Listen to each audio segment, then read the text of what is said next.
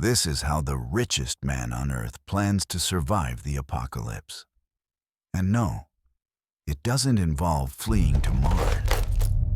While you and I would be scrambling to find a working flashlight during a nuclear attack, Elon Musk could be cruising at 45,000 feet in what aviation insiders call a Doomsday plane, a $78 million flying fortress equipped with technology so classified that even the people who built it don't fully understand what it does. Picture this. World War III breaks out. Cities go dark. Communication networks collapse.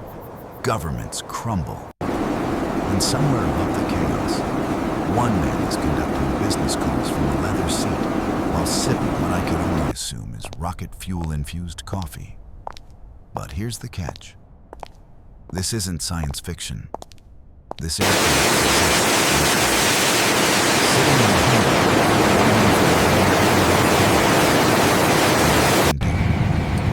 nothing short of extraordinary. If you find this fascinating, hit that subscribe button and smash the like.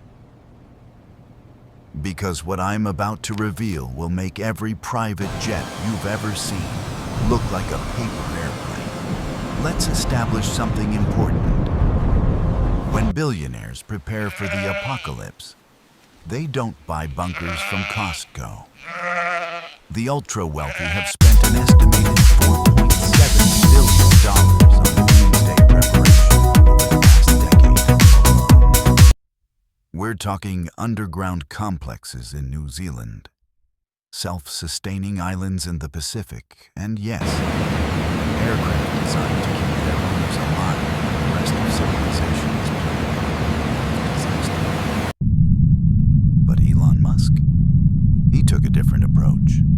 According to aviation records and flight tracking data, Musk's fleet includes what experts have identified as a heavily modified Gulfstream G650ER, a jet that, in its standard configuration, already costs around $70 million. But the modifications, that's where things get interesting. For you see, a standard G650ER can fly 7,500 nautical miles without refueling. That's enough to travel from New York to Hong Kong non-stop. But Musk's version reportedly features extended fuel capacity, advanced communication systems that can operate independently of ground infrastructure, and defensive capabilities that the Federal Aviation Administration doesn't typically approve for civilians.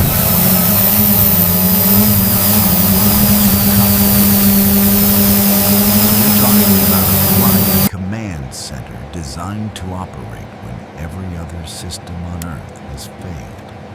And I know you're all wondering, how does something like this actually work when the world ends? Let me walk you through what happens when the apocalypse alarm rings in the Musk household. Phase 1. The alert before any missile is launched, before any bomb detonates, before most governments even know something is wrong. Elon Musk would already know. His network of satellites, SpaceX's Starlink constellation of over 5,000 active satellites, provides real-time global surveillance. Imagine having 5,000 eyes in the sky, constantly watching every corner of the planet. While the Pentagon is still confirming reports through traditional channels, Musk's private network could theoretically detect unusual military movements, communications blackouts, or the heat signatures of launched intercontinental ballistic missiles. The moment something looks wrong, the countdown begins. Phase 2. The scramble. Hose connected, starting fuel flow. A standard commercial pilot needs roughly 45 Roger that, minutes monitoring to prepare levels. for takeoff. Musk's aviation team? Reports suggest they maintain a constant state of readiness that could get the aircraft airborne under 12 minutes. This makes your morning commute seem like a leisurely stroll through the park. The aircraft is always full. The crew operates on rotating shifts. Flight plans to multiple safe destinations are pre-filed and continuously updated. Think of it as having an escape route for everyone in your house, except the house's Earth, and the rooms, the continents. Phase 3, the ascent. Once airborne, the Doomsday plane becomes more than transportation. It becomes a self-contained ecosystem. The modified G650ER can climb to 51,000 feet, far above commercial aircraft traffic and, more importantly, above most weather systems and potential threats. At that altitude, you're looking down at 99% of the atmosphere. You're essentially on the edge of space, but altitude is just the beginning. Before we continue, let me share 3 absolutely wild details about high-altitude survival aircraft that most people don't know. Curiosity 1. The nuclear EMP problem. Believe it or not, What's happening? the biggest threat to any aircraft during a nuclear engine event just died. isn't the blast itself. It's the electromagnetic pulse. A single nuclear detonation at high altitude could fry every unprotected electronic device within a 1,000-mile radius. Your phone? Dead. Your car? Useless. That fancy smart refrigerator? Just a large, expensive box. Standard aircraft would fall from the sky like mechanical birds with no nervous system. But military spec aircraft, and presumably Musk's modified jet, feature something called Faraday cage hardening. Every critical system is shielded within a conductive enclosure that blocks external electromagnetic fields. In simple terms, the plane is wrapped in an invisible electrical blanket that tells EMPs to go bother someone else. Curiosity 2. The breathing problem. Here's something nobody talks about.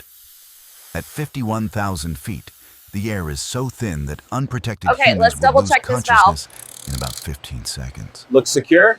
Not How's the minutes. pressure reading on your end? Seconds. The Doomsday plane solves this through a completely independent air supply system. We're not talking about those Transcription, flimsy oxygen pressure holding masks steady at that 9 drop from psi. overhead compartments. Copy that. We're talking about All systems military-grade nominal. life support that could theoretically keep passengers alive for 72-plus hours, even if the outside atmosphere became completely toxic. The aircraft essentially carries its own atmosphere. Pack that in your carry-on. Curiosity 3. The communication paradox. During a global catastrophe, traditional communication infrastructure would collapse within hours. Cell towers need power, internet cables need functioning endpoints, satellites need ground stations to relay information. But Musk has something nobody else has. He owns the satellites and the ground stations and the technology that connects them. Starlink terminals can communicate directly with the constellation without traditional infrastructure. The Doomsday plane reportedly carries multiple Starlink terminals, making it one of the only civilian aircraft capable of maintaining global communication during a complete infrastructure collapse. It's like having the only working telephone on the planet, and also owning the telephone company. So the world has ended. Musk is airborne. Now what? Hour 1. Establish communication. The first priority isn't escape, it's information. While the Doomsday plane cruises above the chaos, its communication systems would establish connections with any remaining functional assets. SpaceX facilities, Tesla factories with independent power, Boring Company underground installations. Yes, The Boring Company, Musk's tunnel-digging venture, suddenly makes a lot more sense when you realize underground structures are among the safest places during surface-level catastrophes. Hours 2 through 6. Command, LZ Alpha is no longer secure. Multiple unidentified contacts approaching, requesting immediate You don't reevaluation. immediately fly somewhere safe. You fly nowhere.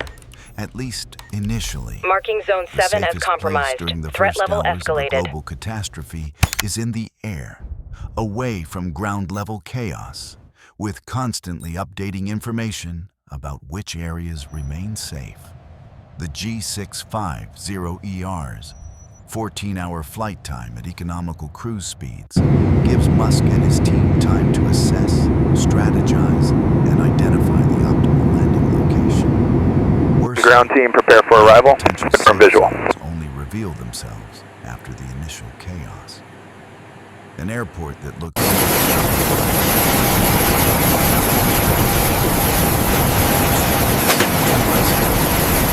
the only functional landing zone within 1,000 miles.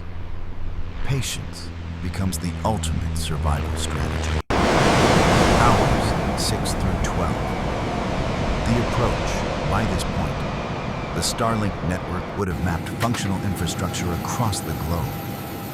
The Doomsday plane's navigation systems would have identified safe corridors, flight paths that avoid contaminated zones, hostile territories, and failed infrastructure. The landing would be coordinated with ground teams who prepared a secure facility. And this is where Musk's various companies become more than businesses. They become survival infrastructure. But here's what nobody is talking about. And frankly, what makes this entire situation both more terrifying and more fascinating than you might expect. The Doomsday plane isn't designed to save Elon Musk. The Starlink's up. We It's should have a designed stable to connection save now. Elon Musk's Good. mission. Let's get these reports sent out. According to sources familiar with Musk's long-term planning, the aircraft's communication capabilities aren't primarily for coordinating personal survival. They're for maintaining control of SpaceX, Starlink, and the systems that Musk believes are essential to humanity's future, including the Mars colonization program. Think about this for a moment. Humanity's global future may catastrophe lie beyond scenario, Earth. Who A vision controls orbital embodied in this communication colossal infrastructure machine. controls information itself. Starlink currently provides internet access to millions of users across 60-plus countries. During a crisis, that network becomes invaluable. Not just for Musk, but for governments, emergency responders, and ordinary people trying to contact loved ones.